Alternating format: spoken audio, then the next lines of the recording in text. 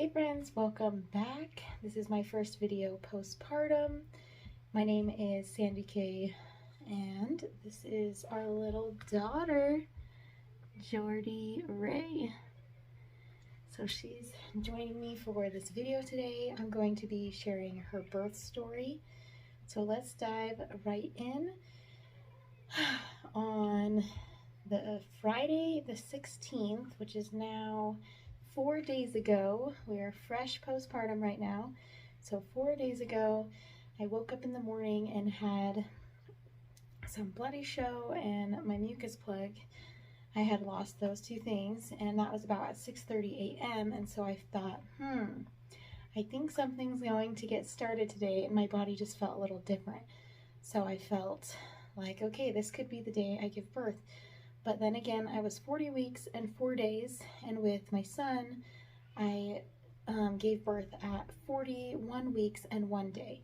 So I wasn't sure if it would still be a while, but I was hopeful, as my mom and my best friend, who I wanted to attend the birth, were coming into town that day and driving. So I was like, I hope today is the day. So anyway, nothing really happened. I had an appointment at 9 a.m. with my midwife, and she checked me and said I was 4 centimeters and 50% effaced.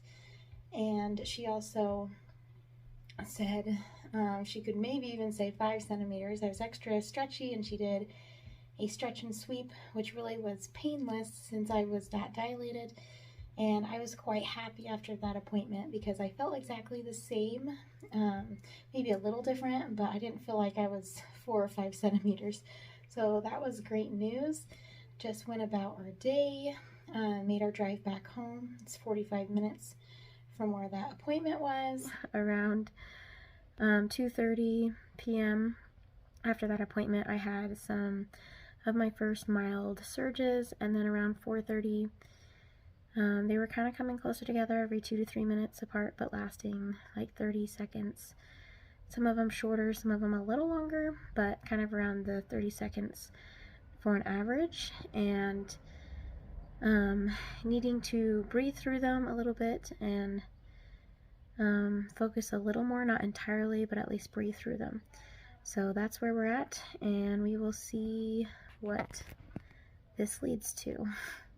I just made sure to stay hydrated and eat as much as I could throughout the day, keeping in mind that I could definitely start into more serious labor. And as the day progressed, at 4:30 p.m., I started having regular contractions every 2 to 3 minutes, lasting about 30 seconds. And that's how my contractions were with my son too. They just started 2 to 3 minutes apart. So it's not the typical like starting 10 minutes apart, then 5 minutes apart. So I just went with it, and my midwife said to focus more on the intensity to know when to come to her home. So I thought, okay, at 4:30 they started to feel more intense, so I just needed to breathe through them and focus more, and kind of wanted to start to be alone. I kind of separated myself from family. And then at 6:30 they were very much more intense at that point. So I felt, okay, we should head to my midwife's house where I would be delivering this baby. So at 6:30 I told my husband, like, okay, we really need to be serious about getting on the road. My father-in-law, he actually just pulled the ribs off the Traeger and had this beautiful spread of food out for dinner. And at that point I just said, pack up the food, maybe I'll want some fruit after labor, maybe some ribs, pack those too, and let's get on the road. So my husband and I popped some toast for me, some buttery toast to have on the way there. So we started packing everything up, and by 7 p.m. we were on the road, headed to our birth location. Getting ready to leave to the hospital. Contractions are definitely more intense, and it is currently 6:47. So the intensity is quite high. It's quite there. The first contraction I had in the car, I felt pushy, but I was leaning back, which put more pressure on the cervix. So since sitting up, I haven't felt pushy, but definitely getting more intense. Looks like we're coming up on that here.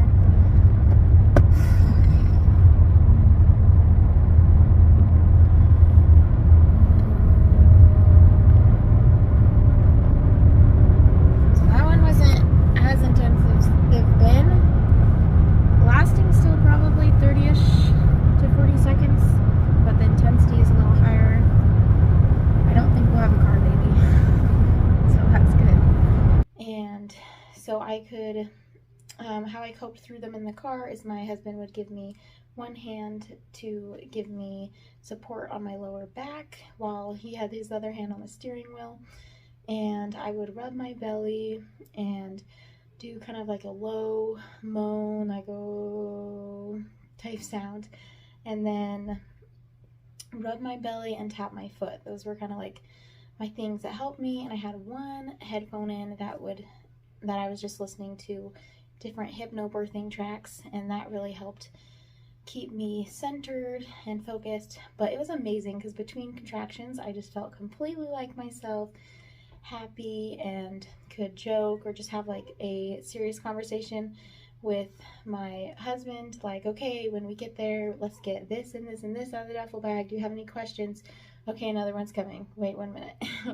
Definitely noticed the difference from my first birth, where I could, like, really had to focus, didn't want to have conversations in between, but this time just being happy and my regular self in between those contractions. So around 7:45, we arrived at my midwife's house, and first thing I wanted to get into the jacuzzi tub, so I changed into my swimsuit top and swimsuit bottoms, which I quite quickly took off because I thought, well, what's the point of this? I'm gonna have to take these off when this little baby's born.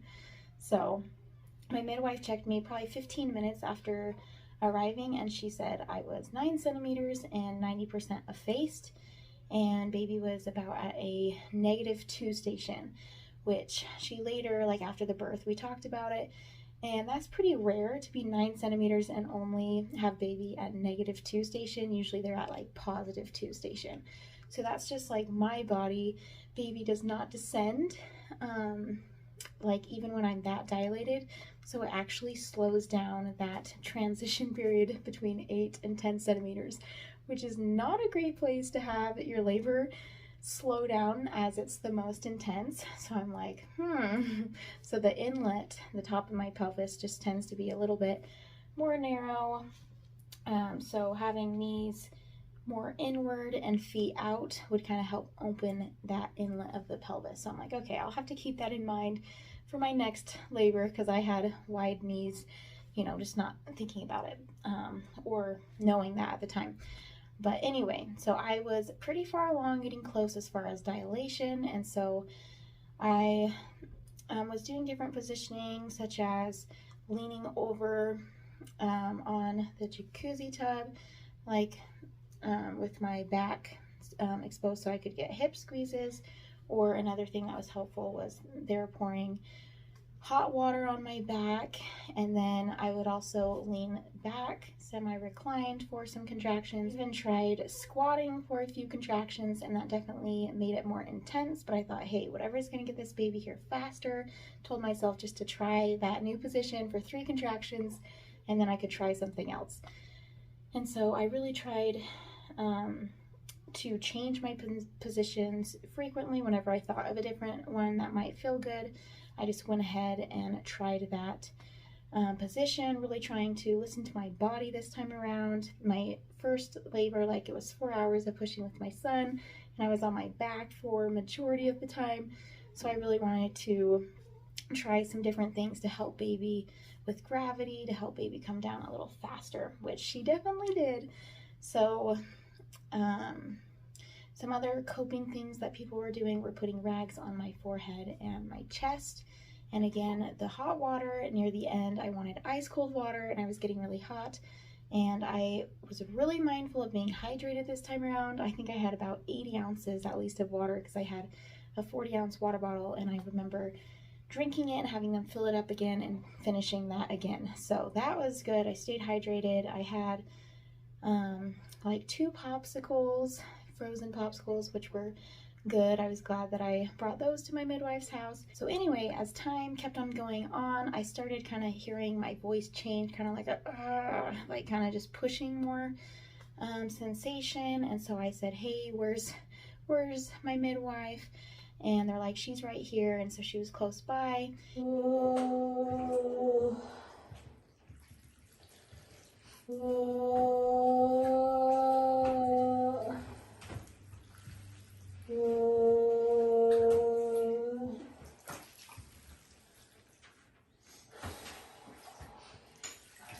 I think we should get Marlene. I'm here. She's here. Okay. What are you doing? I was 9.5 centimeters and had a bulging bag of waters. And so she just told me, if I pop your bag of water, totally up to you, but it will make things go faster. You know, it will be more intense, but it will, you know, help lose that cushion around baby's head, engage baby's head more into the pelvis, helping baby descend faster. And I was like, okay, you know, let me think about it. So I thought about popping my water bag for the next 2 contractions. And then I just thought, you know what, this is already intense. Might as well have it a little more intense, but happen faster. And I kind of had like a mind shift where I felt like a renewed sense of energy, which was crazy. I never experienced, but I had read in books like right before pushing, women get more energy, which I didn't really feel with my son since it was so long and like drawn out. I was just exhausted and had a really hard time mentally. But anyway, I was just like, yes, let's do it. Pop my water bag, like, let's get this baby out. And I was kind of excited. Oh, baby. Yes, baby's coming down. And we're right to get that water broke. Good, good. Do this. Good. Good Do progress. this. You've got it. Good progress. Do it. You're so close. You are so close. Yes. You are. And so she popped my water bag and I was just like, it feels like I'm peeing. And it was just really a relieving feeling. So she popped my water bag, and then only about 8 minutes after that, she was born. I pushed for 9 minutes total with her, and it was 1 minute into pushing that she popped my water bag. And I think that definitely helped things progress along, so it was definitely the right decision for me. Oh, we're getting close, baby. Yes, you are. Getting close. You certainly are. Oh, I'm gonna meet you soon, you little bugger.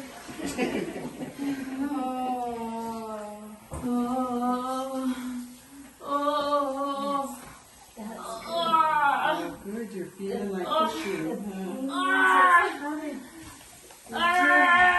But started really pushing with each contraction and feeling baby move down and work more with my body. I started to kind of have a little bit more of a yell, a higher pitch, and so they'd have to remind me to stay low. And also my husband kept on saying horse lips, horse lips. That's something I had him tell me to do. Keep your Keep sound it low. low. Hello, Sandy. Keep it low. Pop your lips.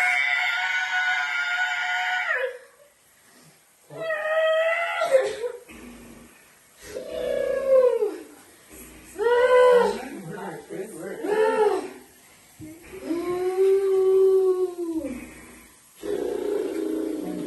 To stay more relaxed, the horse lips. So I was doing that which helped a lot to just remember to keep it low, keep it calm.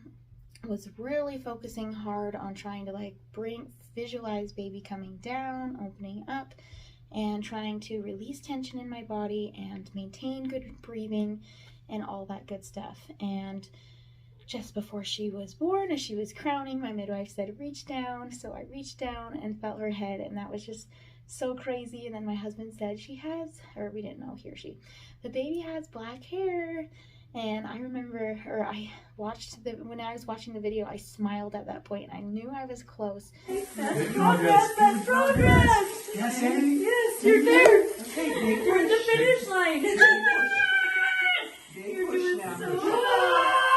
You're doing so well. Big push. Here we go. Here we You're go. doing this. Here we go. Okay, stop.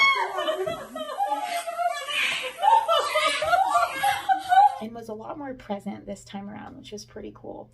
And pushed the baby out. The baby came on right to my chest for skin to skin, and it just felt like a dream. I was like, what? Like, I was pregnant for less time. I had her so fast. And then my midwife said, okay, Dad, what is it? And he looked, and he had to kind of look around the umbilical cord, make sure he says it right. And he's like, The girl! It's a girl! The girl!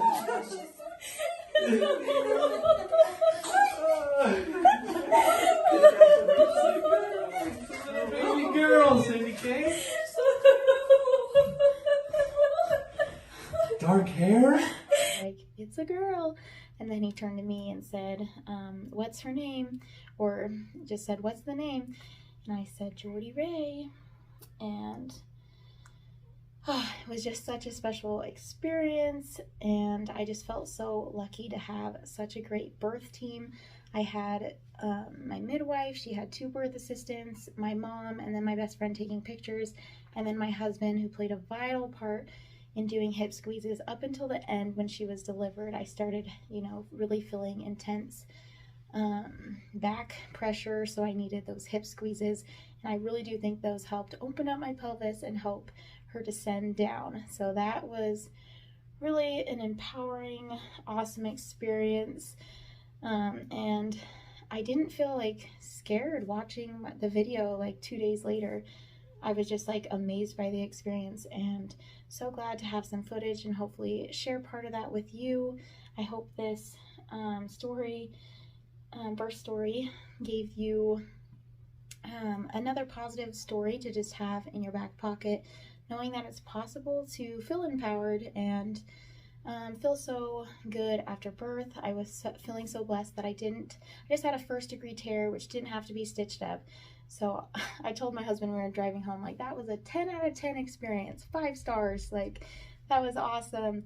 I could just relax after, didn't have to worry about being stitched up. I just rested with my baby on my chest and just really enjoyed that time. So she has been such a sweet little doll, and we just feel so lucky to have her in our lives, and I look forward to sharing more of our family and her growing and all that stuff. So look for some more videos here in the future, but I'm gonna end right there. Thank you so much for watching. I hope you enjoyed this video. I hope you enjoy the rest of your day. I would love to hear from you guys down in the comments, your birth story, or anything like that. So here's little girl. She's a sleepy one. Alrighty, that's gonna end it. I'll catch you guys on the next video. Bye.